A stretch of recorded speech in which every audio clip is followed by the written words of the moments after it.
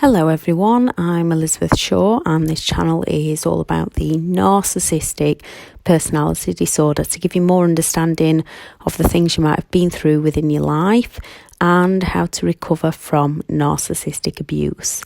This video is if you were raised by a narcissistic parent.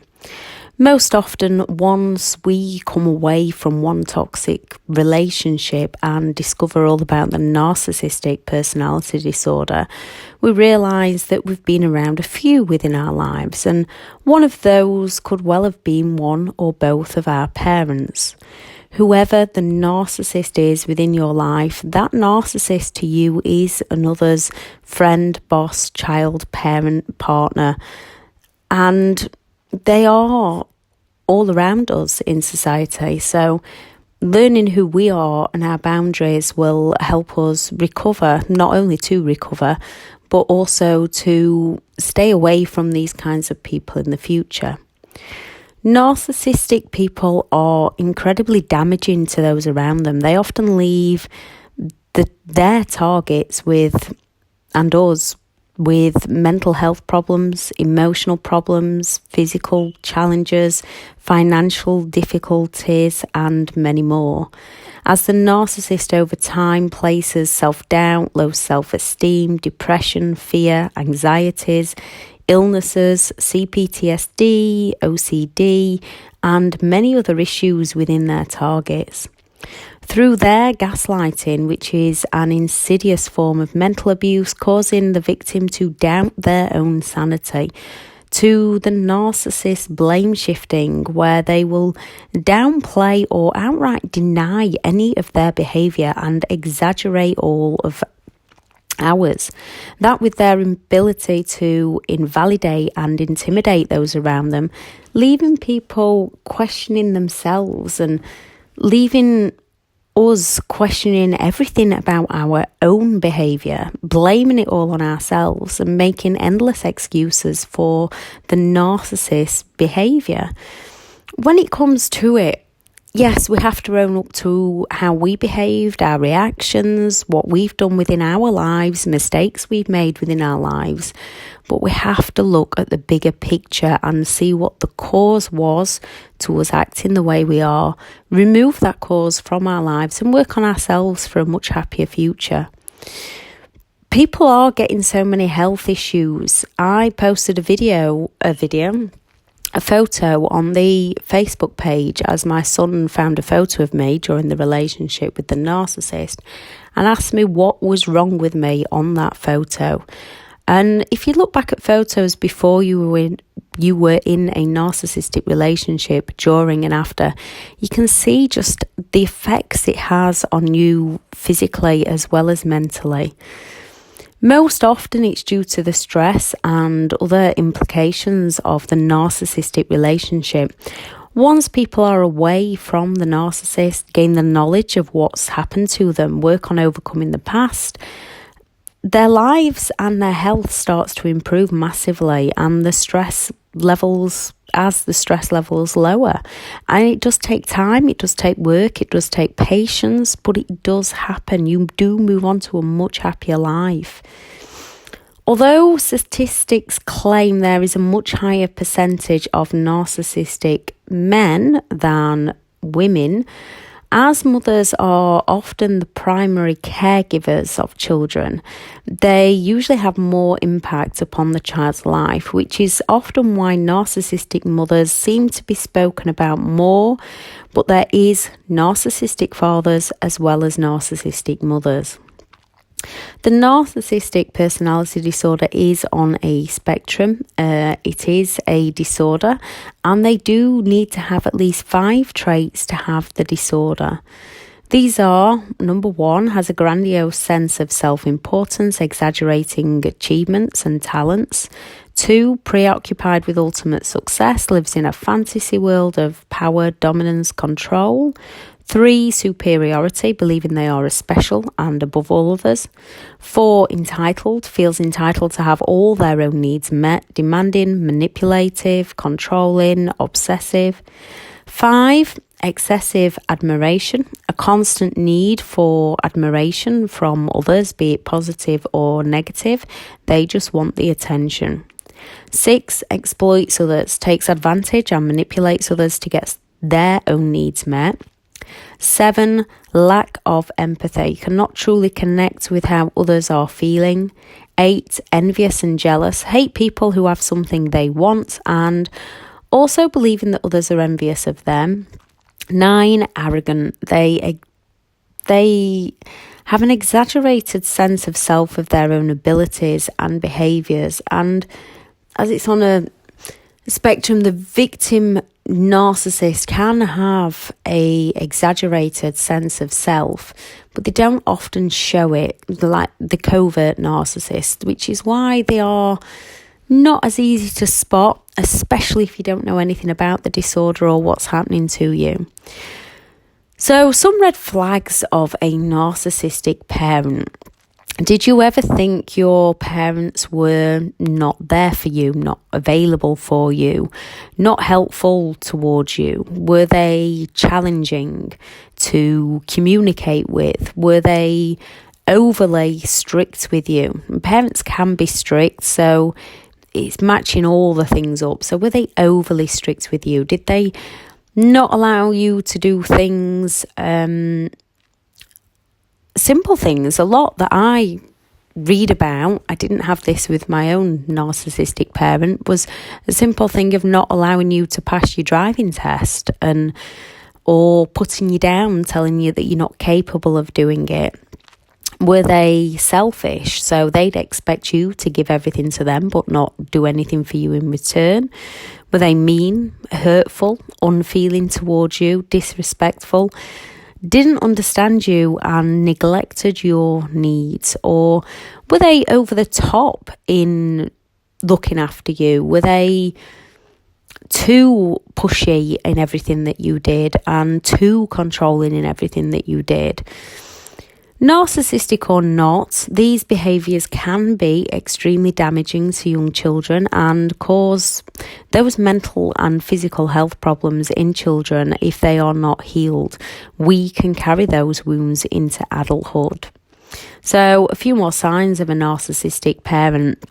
Parents might not have done all of these, just see whether they did any of them. So control, pushing all their dreams onto you and saying things like, if only you would. Invalidation, never feeling like you could measure up to their demands, their wants, their needs. Triangulation, so saying things to you like your mum or dad wouldn't allow you to do this, so don't tell them. Or your mum or dad doesn't love you like I do. It's your brother's fault, it's your sister's fault. Guilt trip, after all I do for you, you're so ungrateful, or after all I do for you, you'll not do this little thing for me. Shaming, you're an embarrassment to this family. Triangulation again, why can you not be more like your sibling? Pressure, do your best to make me proud. They'll not ask you to do your best to make yourself proud, or doesn't matter if you make a mistake, you just learn from it. They want you to make them proud. Blame shifting, if only you do this. Invalidation, you cannot. Threats to instill fear, so things like, if you don't, I will cut you off from your inheritance. So it's always a case of if you don't, followed with some form of threat or punishment. Flattering others for attention, always parading you in public and in the home, the golden child, or shaming you in public and in the home, the scapegoat child. Was the image outside the family home always perfect, yet inside was completely different? When friends or family came over, your narcissistic parent would either be the life and the soul of the home, putting on a grand show, not like the usual behaviour, gaining all attention, and your friends thought you had the most fantastic parent ever, or they would just sulk off to the bedroom and ignore everybody. Nobody was allowed to your home. You visited other family and not very often, or if people came over, your parent would sit staring at the TV, be extremely rude, not talk to people, so people scarcely came to visit. Was every single aspect of your childhood controlled by your parent, or were you ignored like you didn't even exist? Or they might have tried to live through you by pushing their hobbies onto you and not allowing you to learn your own goals. Were special occasions ruined? Did you never or rarely receive hugs? Did they deny you love and affection unless you achieved something that they wanted you to achieve? And then you might have received some praise or a hug. Were they never wrong? Were you never allowed to speak against them? Would they twist everything to blame you? Did they never apologise? Did they never seem to take your thoughts, feelings or opinions on board? Did they always criticise you and put you down? Were you gaslighted and controlled by your parent? Were you insulted by your parent, told you were selfish if you didn't do as they pleased or wanted to do something for yourself? Always spoke about their problems with you but never listened to yours? If you said anything to them about them, they didn't like it and they would punish you with silent treatments, smack you, send you to your room, scream at you. Were you always ignored, the forgotten child, the golden child that always had to perform for your parent, or the scapegoat child always being blamed for everything that was wrong within the household and the family dynamics? Felt like you could never share your thoughts or feelings as they would be used against you? Did your parents always exaggerate, lie, manipulate and try to control you? Did they always take credit for your achievements? Did you feel like your parent was always competing with you? Did your parent just regularly bombard straight into your bedroom over anything and everything and never gave you any real privacy? Did they hurt you to then rescue you? Did your parent deliberately break things that you owned or just break things around the home? Did your parents sabotage you? Did they always guilt trip you? Did you feel like you had to parent your own parent at times, take care of them, comfort them, not just because they were under the weather, but most of the time? Did the stories they tell others not match the reality that you were living? Did they always seem envious of neighbours and other family members, saying things like they've only got that because of an inheritance, or my sister achieved because they got a leg up in the world, I got nothing, my brother only achieved because of this, my brother was spoilt, my sister was spoiled? Did they always play the victim about their own childhood?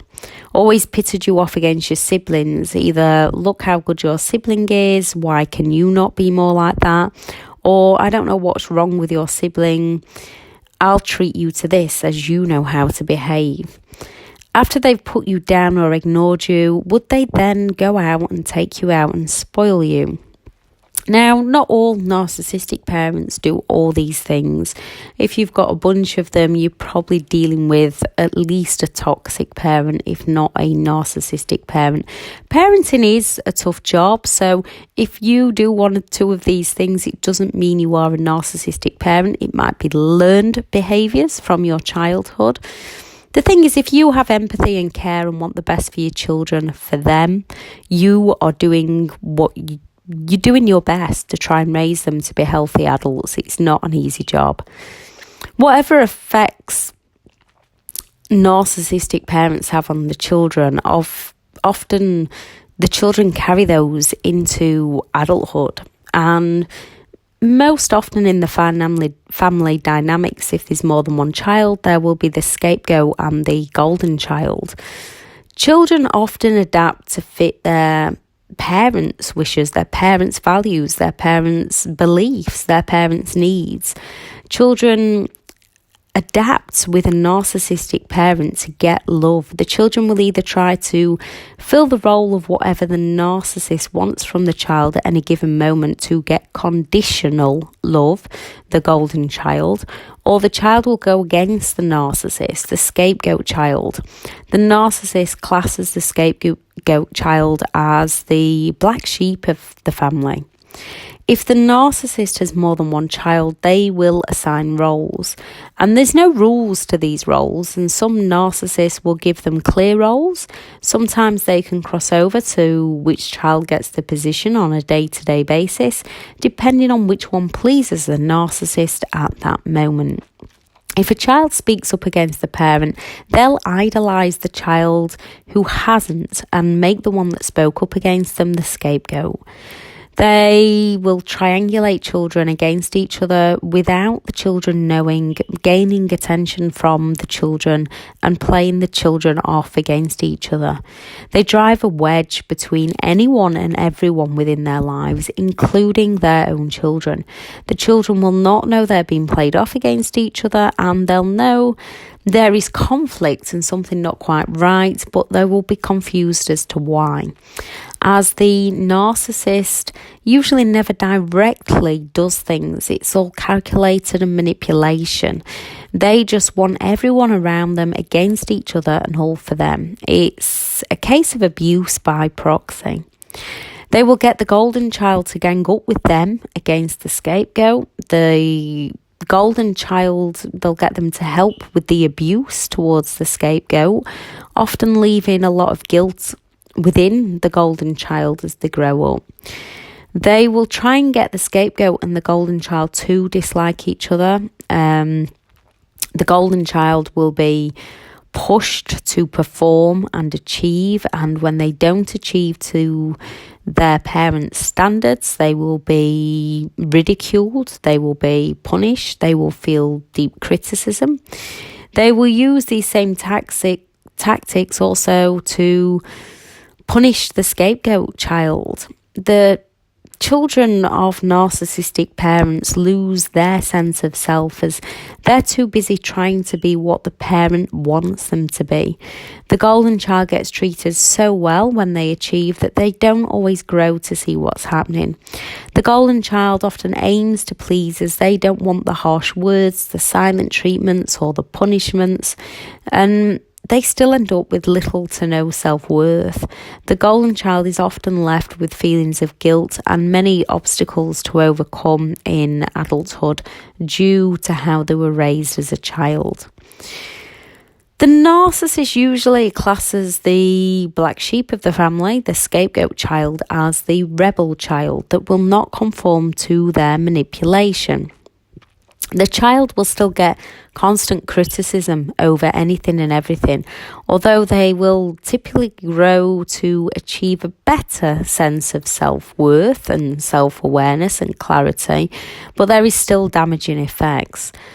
They will often call their parents out on what they've said, done or not done, and the scapegoat usually works it out first of what's been happening within the family dynamics.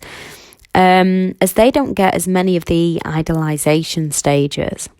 When the children have constant scrutiny, lack of privacy, being continually played off against each other, being continually provoked, having arguments caused around them and with them, the children don't even know what was happening, and children end up growing up feeling confused.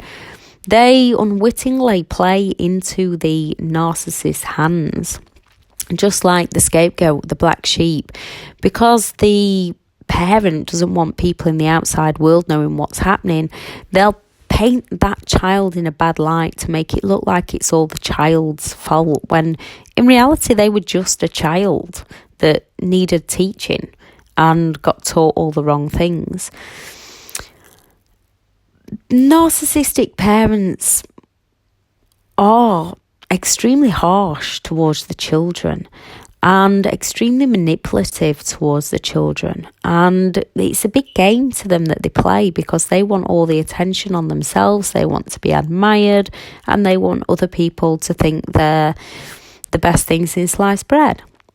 It's no better or worse for the child if they were the scapegoat or the golden. They can both feel anxious. They both develop self-doubt from constant criticism.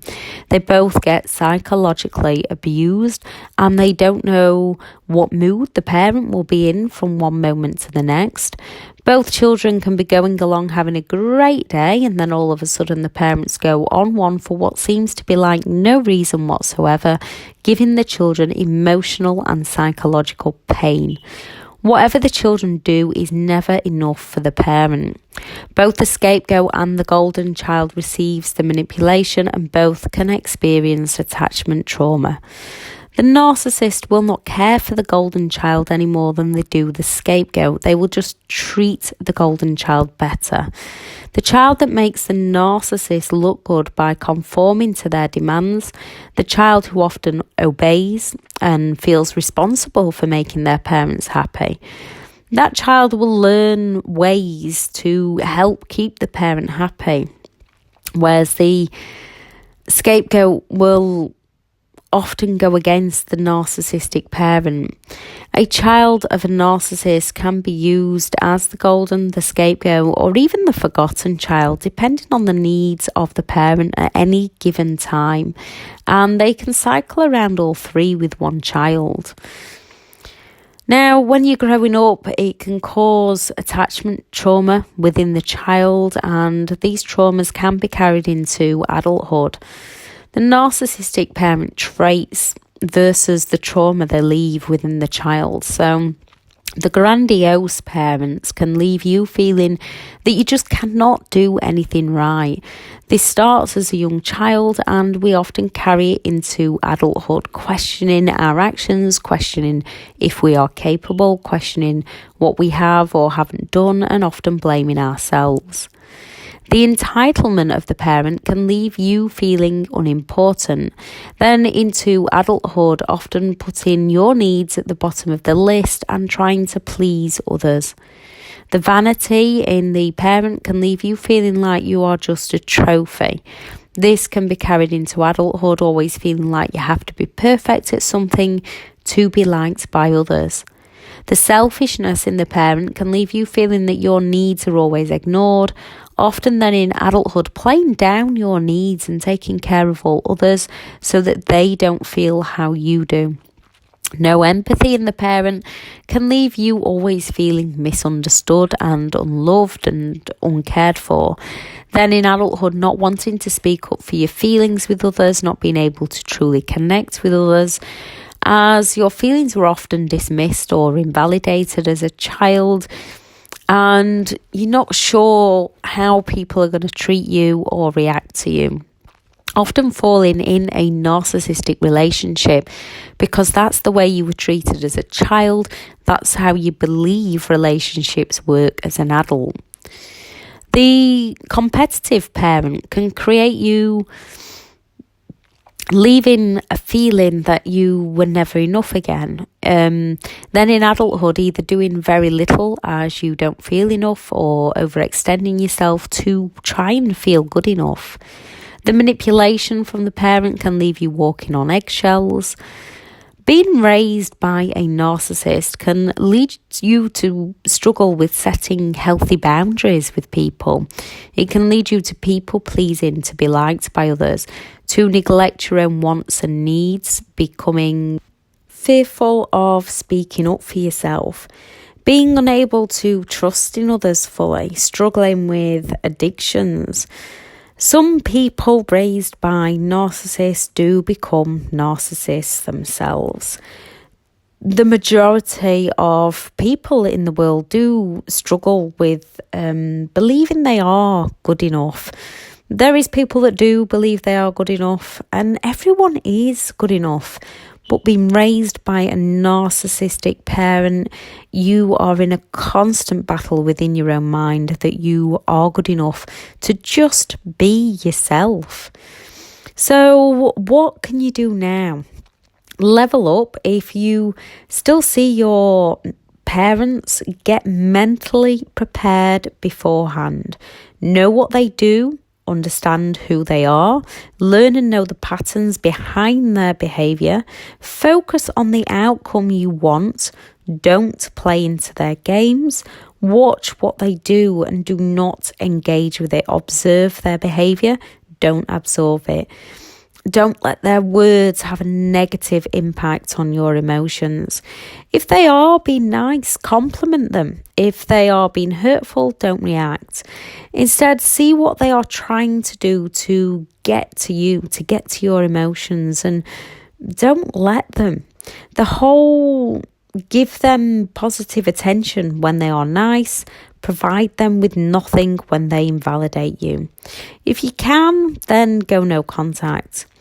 Healing you. You are educating yourself not only about the disorder, but also the effects it has on you.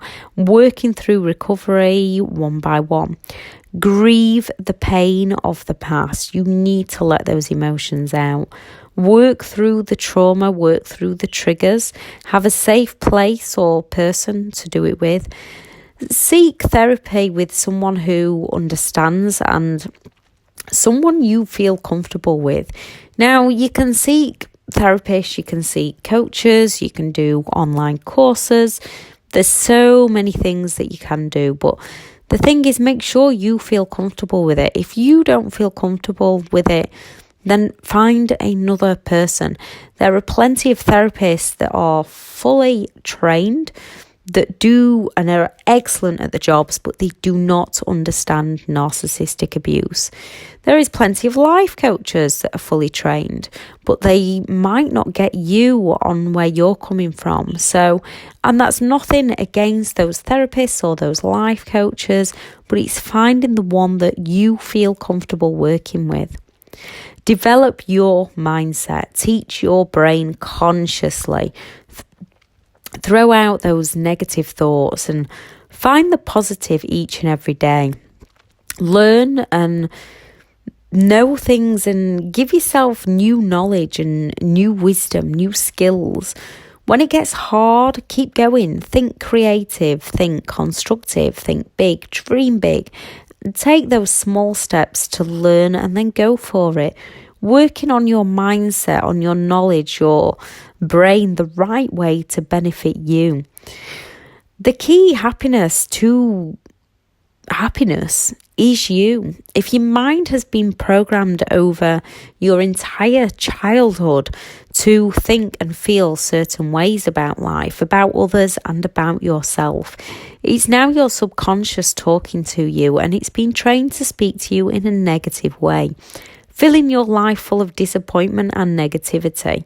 And now it's time to consciously change how you think. The great things about your mindset are you can change it to think precisely what you want to think. And it's a skill set of your very own. At the start, it will feel strange and it will feel uncomfortable as you are basically fighting with yourself. You will be fighting with your own beliefs and your own thoughts, and it does cause that cognitive dissonance within your mind. But you've probably been arguing with yourself and your instincts for years. Now you're going to be arguing for the right outcome. Once you take action to stop those thoughts consciously and change them for positive ones, it gets easier and easier until one day you realise that you're just doing it and you're no longer fighting those negative thoughts. When they crop into your mindset, because they're still going to crop up, that's life, you will be able to just shift them back out and start thinking of, how do I want to think? What do I want to do today? What meaning do I want to give this situation? And a lot of the time when outside situations are coming at us, some are extreme, some are hard, some are challenging, some are upsetting. So you do have to deal with the grief side of things. But then you also have to try and work on the things that bring you joy and bring you laughter in the situation, because laughter, I know it's not a funny subject. I understand it's not a funny subject. If someone had told me to laugh at the beginning, I would have told them to something off. But now I'm at the stage I'm at, laughter truly does help. When I got messages from them years ago when I used to react because I didn't know what they were and get drawn in and it'd pull on all those negative emotions, I would end up being annoyed, I would end up being frustrated, it would bring down my day, I'd be wondering what on earth I could do, how can I change things. Then when I realised what they are and what they do, especially my own narcissistic parent, when they sit there trying to chip away at me, and I just find the laughter in the situation. At one point, originally, I used to imagine myself just flicking them on the nose and thinking, wake up, wake up. I wouldn't actually say that to them. But now I just found the laughter in the believable unbelievability of how they speak and the things that they do. So when it comes to things like, when in your mind you're thinking, I can't do that because I'm not good enough, it needs to become, I am good enough. When you're stuck on things like, I'll never be happy, it needs to become, I am going to find my happiness and live it. When you're stuck on things like, why is this happening to me? And I know it's a hard place, but you've got to shift out of that victim mindset and go into, what is this teaching me? So when the negative talk appears within your mind, switch it and work on it. Again, why is this happening to me? Needs to become, what is this teaching me? Then, can I do something about it? If that's a yes, right, what can I do about it? If I take this step, will that make life easier? If I distance myself, will that? If I give no reaction, will that? If I limit time, and just keep going on that thought process until you find the answer for you. And when you're asking, what is this teaching me? Can I do something about it? If it's a no, I can't do anything about that situation, leave it be and focus on you and your happiness. I'm not enough needs to stop there before your mind escalates and brings yourself down. And it needs to become, I'm working on knowing I'm enough. Why am I doing this? To find my happiness and what will make me happy. What do I want in my future? I've achieved goals before, so I can accomplish them again.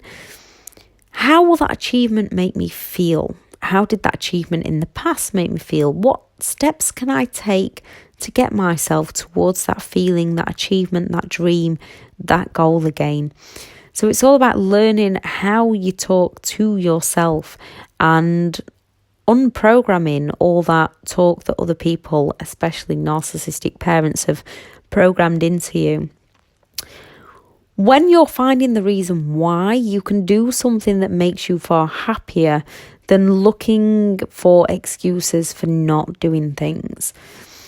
Then when you've been following your instincts, learning to listen and tune into those instincts, even though at times you don't know what they're telling you or saying to you, if you look over your past, there'll be times when you can recognise that you ignored those instincts and it led you into a situation that you didn't want to be in. And there's nothing wrong with being loyal. There's nothing wrong with being trustworthy. There's nothing wrong with people pleasing others. There's nothing wrong with helping others. That is you. That is who you are. But learning to tune in and listen to those instincts in all areas of your life can help you, even if you're unsure what you need to do at that present moment. Don't go against them. If you don't know the direction they're taking you in, don't worry about that. Just go in that direction. Because once you build that trust up within yourself, you will then be able to build your trust up within trusting those people around you. And when people do something that doesn't sit with your beliefs, your values, how you want to think, how you want to live your life, you will be able to navigate yourself out of that situation with greater ease than you ever have done before. And it's not about being mean to people. It's not about being cruel to people.